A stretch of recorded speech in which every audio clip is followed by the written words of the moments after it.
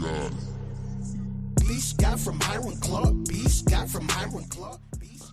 to the B Block Podcast. I am your host, Brandon Scott. I appreciate you for joining me. And I got to start by just saying that the Texans should be really glad that they play in the AFC South.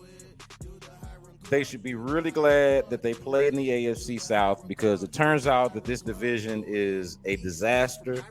I was wrong about it. I thought that the AFC South would be a lot better than we've seen it be in years past. Now, a lot of that was relying on Trevor Lawrence to take another step. A lot of that was relying on Anthony Richardson to take a step at all. And, of course, it was relying on the Houston Texans at least coming close to living up to the outsized expectations that had been set on them coming into this season after everything that they did last year and everything that they added in the offseason. And, of course, the expectation that they, too, would take another step in year two under DeMeco Ryans, in C.J. Stroud's second year, in Will Anderson Jr.'s second year, Tank Dell hoping to have a fully healthy season. All of those things, you thought, hey, the AFC South should be a lot better than it's been in previous years or than we traditionally expect it to be.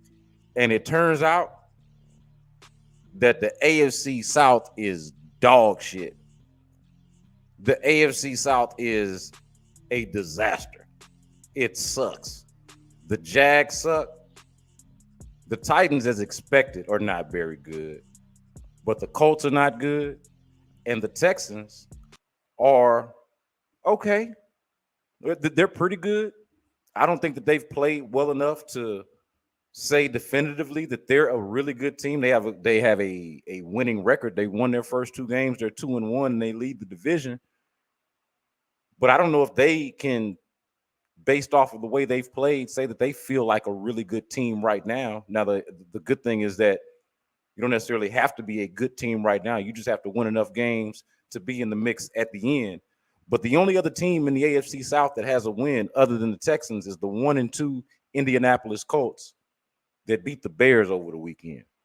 And I don't think anybody is confusing the Indianapolis Colts to be a good team. So fortunately for the Texans, the AFC South is a disaster. They should be glad that they play in this division.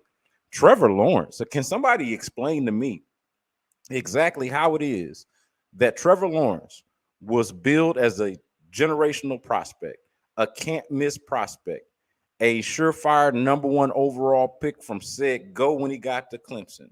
Like just one of the most automatic, this guy is going to be good type of prospects that we've ever seen or ever talked about in recent memory, and how it's basically been anything but that. I don't understand it. Like, and I'll be honest with you, I've never really fully understood the Trevor Lawrence hype to begin with. I saw a really good player from said go. I understand that. But how he was can't miss, how he was something like we'd never seen before, that part I just didn't understand. Maybe it's the fact that he was so advanced at such an early age that the thought was, hey, he's going to get so much better. And if this is where he's starting at, he's going to get so much better over the course of time that eventually he's going to be unstoppable. But he feels like the guy that peaked early, the guy that's basically been the same since you ever met him, since the first time you ever saw him. And there hasn't been a whole lot of growth there. Because when I look at Trevor Lawrence, I see a starting NFL quarterback. I didn't see that last night. I didn't see that on Monday Night Football against the Bills, to be clear, when they got blown out on Monday Night Football. But overall, I've said this, I feel like he's a guy that you'd rather have than not. I understood why they paid him. That's why I don't make fun of the Jaguars for paying him, because I felt like they had to. But you don't watch him at any point and feel like you're watching one of the upper echelon quarterbacks in the NFL. How did this happen when y'all told me that this guy was supposed to change the game, that this guy was can't miss? It does not appear that way. The AFC South is a disaster, and the Jacksonville Jaguars have a great deal to do with it. Like they were supposed to be a part of the conversation of teams in the AFC South that could compete, and they are not that. And Trevor Lawrence is a big reason why. Another thing that stands out to me about Jacksonville is how they've got two number one overall picks that are not living up to the expectation. And this is not to beat up on those guys. This is just to explain how shocking the outcome is right now in the AFC South. the projection is right now in the AFC South, where between Trayvon Walker and Trevor Lawrence, they got 2 number 1 picks, and between the two of them, neither one of them looks like they are a first round pick, much less a number 1 overall pick. How is it that you could get this little impact, this much disappointment from 2 number 1 overall picks? Only Jacksonville, it feels like, could mess up 2 number 1 overall picks at the same damn time. What a disaster. And then you look at Indianapolis. I see they got the dub against Chicago, but that Anthony Richardson interception in the red zone, after a few plays before that, he threw one of those bombs that looked similar to what he did against the Texans. The essential capsulation of the I would say the essential capturing of the Anthony Richardson experience right then and there. There is not a single trustworthy team in the AFC South right now, unless you count the Texans, which brings us to why we're really here. Do we find this team, okay, and we can acknowledge, I feel like we can all agree, unless you're just trying to be a contrarian, I feel like we can all agree that the AFC South right now is a disaster. Trevor Lawrence, a disaster. Doug Peterson, a disaster. The Jaguars overall as an organization, a disaster. The Tennessee Titans, not threatening anybody. They can be as tough as they want to be, but not threatening anybody. The Indianapolis Colts with Anthony Richardson at the helm, and possibly at a point eventually where they're going to have to go to Joe Flacco, a disaster. We've seen that movie before. Joe Flacco, maybe he can help them get somewhere, but we've seen that movie before. Both with Joe Flacco and the Colts attempt to reach back in the well and find a retread older quarterback to lift them up, to help them lift themselves up by their own bootstraps. We've seen that before. So that brings us to the Texans. And how do we feel about this squad after 3 weeks, sitting at 2-1, their most recent game being a loss, and a blowout loss, I would call it, 34-7 to the Minnesota Vikings, where I would say from the very beginning, this game was going to be an uphill battle for the Texans. And the reason I say that is coaching. I felt like the big issue in week 3 for the Texans was the coaching. I felt like the Texans coaching staff was out-coached by the Vikings coaching staff. And it made me think back to when Bobby Slowick during the week said that Brian Flores does a good job of eliminating coaches from the equation with some of the things that they do. I guess their disguises and some of the looks that they'll give an offense, that Brian Flores, the Vikings defensive coordinator, does a good job of that. And I thought that was an interesting admission by Bobby Slowick to say that and to give him that credit. But the issues that I had in this game didn't really have as much to do with that. It didn't, to me, have as much to do with all of the things that Brian Flores was throwing at this offense, which true to form and on brand was a lot. But those weren't exactly the issues that I had in this game. And I can also remember last week saying this on a number of platforms. I think on this one, when I was talking to Big Sarge, I feel like I said it when I was talking to Landry Locker on the Locker Room. I feel like I said it on the radio, on Sports Radio 610. The thing, and you could look at this as a backhanded compliment to Bobby Slowick, but the thing that I've said about him for a little while now is that he does a good job drawing up a script. He presents a really good script, but his improv leaves a bit to be desired. So like if he was in a drama class or in a theater class and they had script writing and they had improv, I feel like he'd be an A or B student on script writing and a C or D student on improv. That's my best way to put it on my like honest evaluation of Bobby Slowick. And you can look at it as a bit of a backhanded compliment if you want. But my issue with this Vikings game was that, man, he didn't even stay true to that. He didn't even stay true to the part that I was giving him credit for, which was coming up with a good script. I thought that the Texans were doomed in this game from the first, let's call it 3 drives of the game. And that's 3 drives total. Count the Texans with the ball. Then, of course, they turn it over. Then the Vikings with the ball. And then the Texans with the ball again. Here's what I mean. The Texans' issues start with coaching, because how is it that it is a part of your game plan or a part of your script as a coaching staff to leave your rookie tight end? And this point has been made a number of times in a number of places, but I've been on it since the very beginning. How is it that you leave your rookie tight end on an island with a known and certified double-digit pass rusher? A known certified double-digit pass rusher on the edge, who you know well and intimately because he played for you. Spent his whole career with you, except for the previous 2 games and the one that you were playing right then and there. Jonathan Grenard. How is it that Cade Stover is matched up one-on-one with Jonathan Grenard in really any situation? I could see it more in the run game than I could in the pass game, but honestly, it's not a good idea in any context. Don't do it. All right?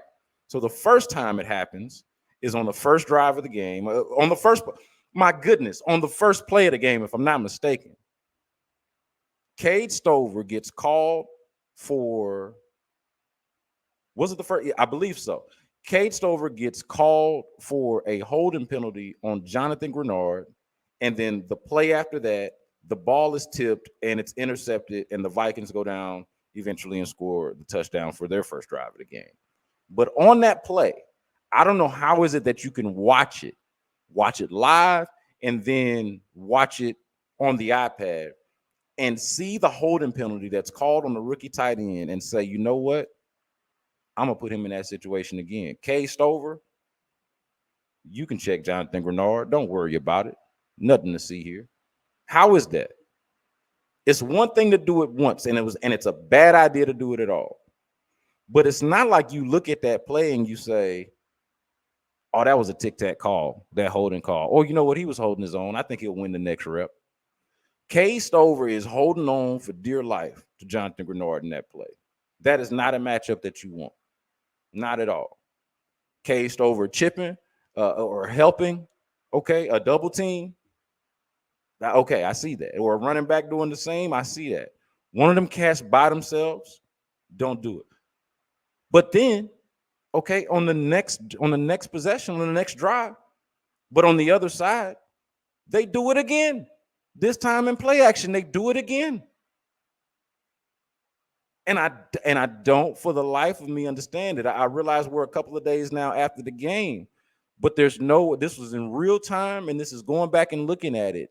There is no way to me that you can defend that. I saw my guy from ESPN, DJ Bieniemy, mention, when I pointed it out again in real time, I saw him mention that, hey, the reason why you do that is because you want it to look like a run play. You want it's play action, and you want it to look like a run play, and so that's the reason why you've matched up Cade Stover against Jonathan Grenard. Man, I don't want that in the run play either. I don't want that in the run play either, honestly. And again, you in the play action, you'd already seen it not work when they had him drop back. You saw how bad it looked. You don't want that matchup at all. Learn your lesson. Learn from your own mistakes, and try to make as few of them to begin with as possible. And so I had an issue with that. I thought that was an issue, and Texans fans should be rightfully upset about that. I know that there is a lot of energy toward. I mean, I was listening to spaces on X from fans. I've seen all of the podcasts and a lot of the reaction. And I know there's a lot of energy and a lot of conversation being had about Bobby Slowick and his play calling. And I'm here to tell you, I didn't have as much of an issue with his actual play calling throughout the game as much as the part that I have been giving him credit for leading all the way up to it. And that was the script that he starts out with. I thought that those, generally speaking, are actually pretty decent. Dare I say, impressive at times. This one was not. This one was not. And it didn't just cost you downs, it cost you yards, it cost you down and distance, because one of them is a holding penalty that leads to your interception, and then the other one is Jonathan Grenard running right through Kay Stover's face straight to your quarterback.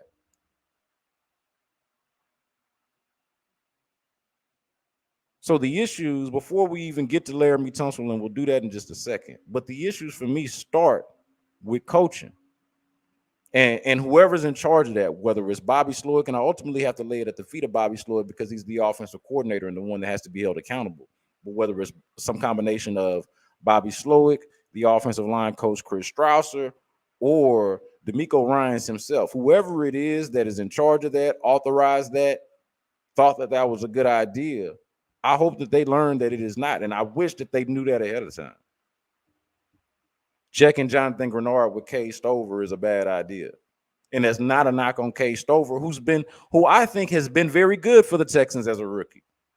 I think gives you what you want from a rookie tight end, especially one that hasn't been playing the position for a very long time. Like, Kay Stover seems like every bit of the dog that you want out of a tight end and that they talk about him being.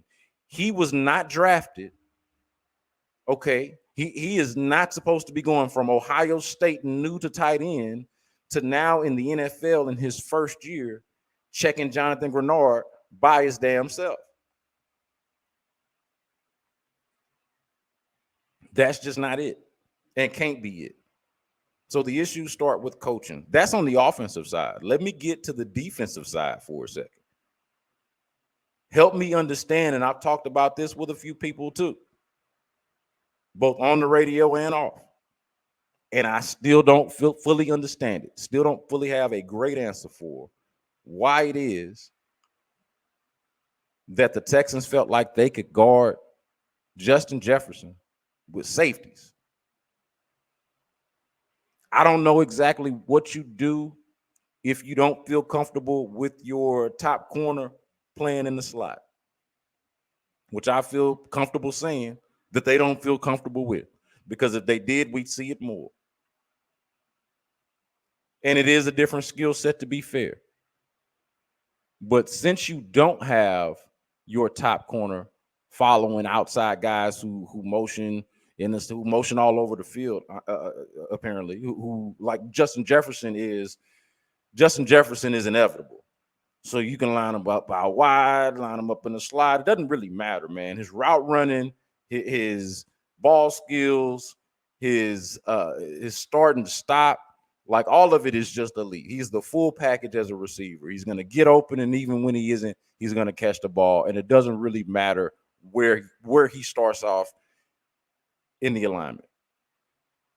But knowing that, I feel like you've got to have some kind of plan that's better than, hey, we're going to check him with the safety. And maybe I'm just wrong about this, but no one's been able to give me an explanation that's been satisfactory to me as to why it is that Justin Jefferson is being followed by the likes of Jimmy Ward and Eric Murray, who, no offense to them, I don't think it's about them per se. It's about planning and matchups. And how, if you look at it, I understand Justin Jefferson really only went off in the first half, but it's not like he needed to go off in the second. I'm going on some tangents here, but I've seen a couple people mention how you didn't do much in the second half. Man, it's not like he needed to do anything in the second half. The game was pretty much over in the first half for the most part.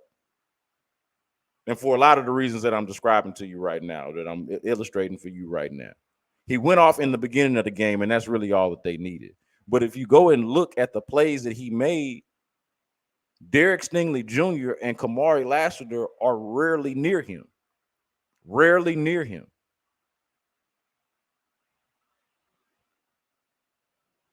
And between one of them, the number 3 overall pick, who's considered a top corner in the game, and the other one, a second-round pick who immediately earned a starting job and who you feel really good about and also has some experience playing in the slot, I think between the two of them, one of them's got to be willing to follow the dude. And the other one's got to be willing to shut down his side of the field. and the dude that's following him cannot be a safety. That's just my opinion. I could be wrong. I'm not going to pretend to know as much about the game or even a fraction of it as the dudes that's coaching this, the D'Amico Ryans and Matt Burks of the world. But I would like to understand that a little bit better. Why it is that you got cornerbacks on the team, but you got safeties following and go and seemingly matched up with Justin Jefferson. I need corners running with him. And I don't know what the league does by and large. I'm be honest. I don't know if this is maybe like just the way to go or like a trend of any kind. But it can't be that when, to me, you've got two, like the corners. What I'm saying here is that the corners are supposed to be one of the strengths of the team for the Texans. So maybe your argument is, hey, you have a safety follow him, and then whatever side he goes to, hey, there he is. If he goes to the outside, there's one of your corners there waiting on him. But if he's in the slot, then now he's lined up one-on-one with a safety.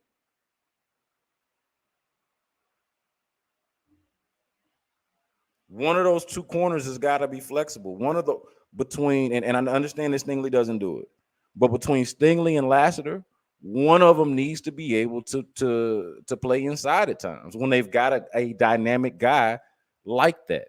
And again, Justin Jefferson is in his own category, but I feel like one of the two of them has got to be able to follow him. And why it is that wasn't part of the plan is curious to me. And another reason why I say the Texans' issues, to me, started with coaching. Because you start off on back-to-back offensive possessions trying to check Jonathan Grenard singled up with a rookie tight end. And in between that, on your defensive possession, you're guarding Justin Jefferson with safeties.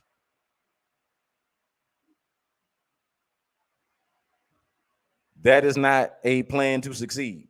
That is not it to me. And that's before you get to the Laremy Tunsil penalties, which I would say were egregious. And not just the penalties themselves, but the consecutive nature of them, the fact that they could not figure it out, that it kept happening over and over again. And even aside from just this game, it's not like this game itself is a one-off. This has been a theme. This has been a theme with Laremy Tunsil. This is the difference, though. And it's why the Laremy Tunsil penalties matter. Other times when he's been caught up with these pre-snap penalties, you've been able to say, well, this is the give and take. You got to live with that with Laremy Tunsil because the fact of the matter is he's one of the more elite pass blocking left tackles in the game. And when he's really engaged and when he's on it, he actually can be really good in the run game because he's a superior athlete for his position. He's just a really damn good player. You got to live with whatever it is you don't like about him because when it's time to go out there and make things happen and actually do the job that the left tackle does, he by and large does the job despite the fact that you can rely on a false start here or there. It matters now because the volume has increased the way that it has, and because the offensive line, Tunsil himself, are not playing as well as, let's say, he did previously. So, like there's the tape itself is not that great on top of the fact. Okay, the tape itself is not that great on top of the fact that you've got these penalties that are crippling, and you cannot overlook or minimize how crippling the penalties have been. They've been drive killers pretty much every time. They happened on third down in previous weeks as drive killers. And it was the same thing here, but in succession. Like just it was honestly ridiculous. And if you go back and look, if you take away the poor coaching decisions to single up the rookie tight end with Jonathan Grenard, and you take away the Laremy Tunsil penalties, and not just Laremy Tunsil, but Titus Howard had one in there too. Take away the offensive line penalties, most of which went to Laremy Tunsil. You take those things away, and the Texans actually were moving the ball. The Texans were actually making some plays. There's the fourth down play to Dalton Schultz. CJ Stroud drops a dime to Dalton Schultz, and I'm like, oh, he's good. CJ's good. I ain't worried about. I understand Brian Flores is going to throw a lot at him, but CJ seems good. Not long after that, maybe the very next play is the Cam Akers play that is circling around the internet because people want to pile on with Laremy Tunsil. But the Cam Akers play where he does about 2 or 3 spin moves to make something out of nothing, really something that should have been a loss because both of the tackles got beat on that play. There were some good things that were happening when they weren't killing themselves, when they weren't beating themselves by either making poor coaching decisions or having undisciplined play, undisciplined moments, which reflects on coaching, reflects on leadership. Like, who do you blame Laremy Tunsil's constant penalties on? I feel like you got to start with Laremy Tunsil himself because he's a veteran, he's a Pro Bowl player, and he's a captain on the team. And so he in and of himself, he's the highest paid player on the team. So he in and of himself represents leadership, or is supposed to, on the team. So you have to blame him. But then you have to also look at how is this being coached? How is this being emphasized? What is the priority on getting some of these little things, these finer things, right? And one of the things that I respect about this coaching staff, D'Amico Ryans, Bobby Slowik, is that they have struck me as guys who have that attention to detail. I have always felt like this was a coaching staff that had attention to detail. I don't understand why that wasn't evident in this game. I don't understand that. And wish that it was. But that is another reason why the Tunsil penalties matter, because they don't just reflect on Tunsil and his leadership and him in the moment. And again, Tunsil's a really good player, man. I get it. Laremy Tunsil is a really, really good player when he's not doing things like this. But you cannot ignore when he does things like this. And whose fault is it? His own.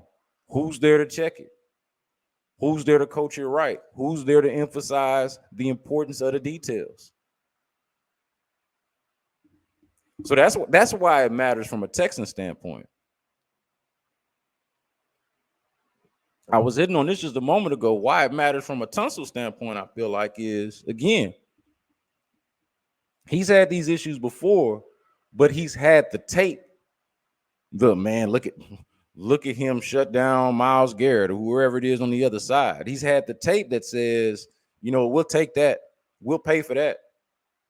That's a reliable left tackle and should be for a long time. Big, athletic, just a really, really elite left tackle. And especially if you got your quarterback, you want to protect that guy. He's at least had the positive tape to go with it. It matters here on his side, I think it should at least, because this is bad tape on the third contract. And I think could impact the next contract. Like the next time he negotiates a contract, you better believe whatever team that is, whether it's the Texans or another one, they're going to have the tape from this game. They're going to have the tape from the first 3 weeks of this season and say, I don't know. I don't know about you resetting the market again, G. You better believe that's going to come up. Now, maybe he's got a counter for it. Maybe he'll have some play after this that'll show that, he's figured some things out. And hopefully for him, he does. But to me, it matters on his side because the one thing we know that Laremy Tunsil wants to do is always reset the market and be an all-pro. This was not market setting or all-pro worthy play. It wasn't. And I think a lot of the energy, the negative energy toward Laremy Tunsil has to do with, I think sports fans and football fans specifically do not want to feel like the athletes on the teams that they root for, the professional teams specifically, but this could even apply to college now with NIL. Fans do not want to feel like the athletes on the teams that they root for care more about the money than they do the game itself. They want to feel like there's at least the perfect balance. If not, you're just an all-out warrior and gladiator and care more about the child's game. And I don't really like that term, but people use it. The child's game more so than you do the money. That's how fans consume sports. They want to feel like the athlete cares as much as they do, and hopefully more, and at the very least cares more or as much about the game as they do the money. And Laremy Tunsil is always giving off the energy, and I don't knock him for this, honestly. I do not knock him for this at all. But it is a reality of how he is thought of and viewed and talked about amongst people. He has always come across as if he likes the money just a little bit more than he likes the game. Loves the money and what it brings just a little bit more than the game itself, and that the game is just an avenue. The game is just a vessel to getting the bag and the ultimate thing that he wants. Now, again, I personally do not have a problem with that. I don't have a problem with that at all. Laremy Tunsil is a big, huge, athletic, talented dude who has been able to use his ability playing football to change he and his family's life, his and his family's life. I ain't got a problem with that at all. But when we start having conversations about bad games and undisciplined play, it's gonna come up that, hey, that dude does not seem to care as much as I do. That dude does not seem to care about this as much as it felt like he did about those contracts, or as much as he does every time somebody else gets a contract.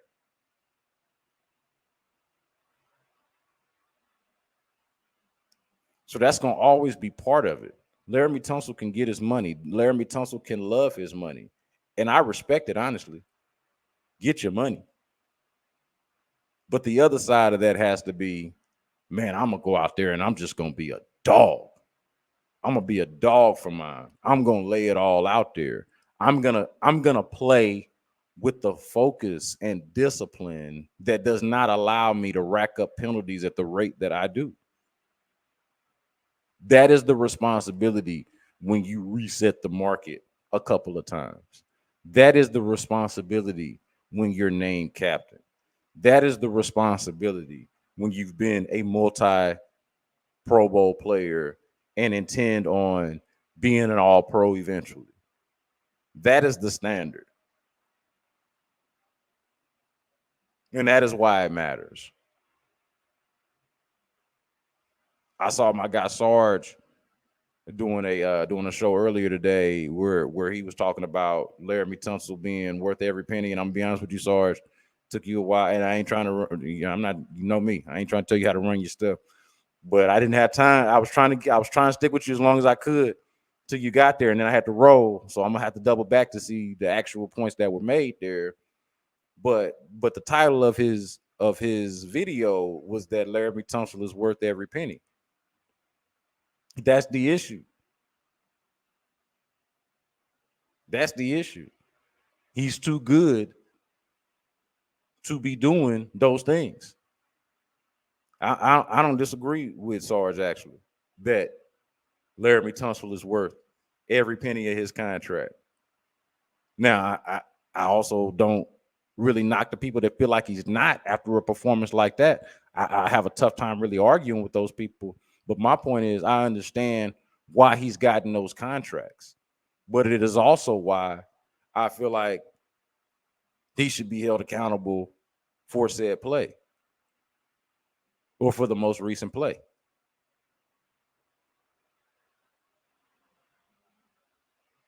Him being who he is what makes it frustrating. Because he is above that. He's better than that. So I expect him to be better than that going forward. And I say, let's reiterate, the AFC South is a disaster. And so I just want to say that the Texans can win this game and should win this game coming up against the Jaguars. But I don't feel like there's anything that they could do. And I made this point on In the Loop today. I don't feel like there's anything they can do in this game that's going to make me feel like they're going to beat the Buffalo Bills the following week. Does that make sense? I don't feel like there's anything that they could do in this game that's going to make me feel like they'll beat the Buffalo Bills the following week. Based off of how the Texans have played so far and how that game on Monday night ended with the Bills dominating the Jaguars in the fashion in which they did, I feel pretty confident that the Bills are one of the few elite teams in the NFL right now and that the Jaguars are a bad one. The Texans are somewhere in between. And they're going to have to decide which direction they're going to go from here. Whether they stay in between, whether they fall by the wayside, or whether they elevate. Now, one thing I point out before I get out of here is the emphasis from C.J. Stroud, from Bobby Slowick, from the Texans themselves on how it takes about 8 weeks to really find your groove. Y'all notice that if y'all listen to some of these press conferences and how they've been talking, that 8 weeks is kind of a sneaky buzzword that they've used. Like, man, it really takes about 8 weeks to really kind of get it down, to really kind of figure things out. So I'm gonna be careful with how I either crown or indict or like how drastic we really go on this leading up to those 8 weeks, kind of giving them the little bit of the benefit of the doubt. But every week is a data point. And so far, the 3 data points that we have right now is that this is a slightly above average team. A slightly above average team. And the only thing that makes it slightly above average is the talent itself. C.J. Stroud's the quarterback. Will Anderson Jr. and Daniil Hunter are the defensive ends. Stephon Diggs is on the team. Joe Mixon is on the team. And when he's healthy, he's really good. Nico Collins is on the team. But the coaches got to look themselves in the mirror, man. They got to do that. They got to do that. And I have a lot of respect for that coaching staff. Got some relationships over there and believe in them, to be honest with you.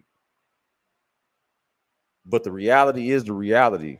They got to look themselves in the mirror. And this absolutely has to be better going forward. I don't want to discourage y'all from listening to anything I have to say about the Jaguars game after it, even though I've said that there's nothing really they can do in this game that's going to make me feel better about or feel great about them. I could feel better, of course, because if they play better, I'll feel better. But nothing that they can do is going to make me feel great about them playing against the Bills because I'm just not impressed by the Jags at all. Why should I be? And I'm very much impressed by the Bills.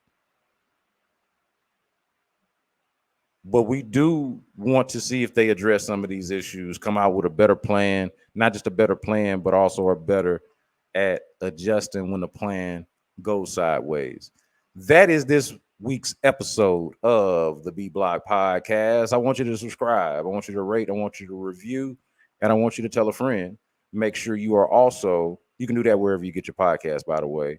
I want you to also subscribe to the YouTube page as well. Be sure to check me out weekly, I guess twice a week, I would say, on Sports Radio 610, 11 to noon Central Time on In the Loop, and 4:40 p.m. Central Time on The Drive with Sterner and Hughley. This has been the B Block Podcast. I am Brandon Scott. And until next time, y'all be good.